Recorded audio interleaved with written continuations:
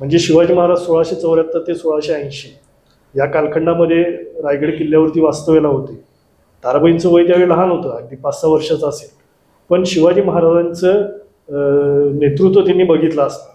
अगदी बरोबर. त्याच्यानंतरच्या कालखंडामध्ये ज्यावेळी शिवाजी महाराजांचा मृत्यू झाला, संभाजी महाराज गादीवरती आले. तर संभाजी महाराज गादीवरती असताना ताराबाई रायगडावरतीच होते.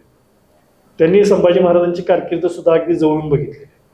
आणि पुढच्या काळात तर राजाराम महाराज ज्यावेळी संभाजी महाराजांच्या मृत्यूनंतर राजाराम महाराजांच्याकडे धुरा आली, तर त्या त्यांच्याबरोबर सगळ्याच ह्याच्यामध्ये युद्ध नेतृत्व असेल, राज्यकारण असेल, या सगळ्या बाबींमध्ये त्या राजाराम महाराजांच्या बरोबर सहभागी झाल्या.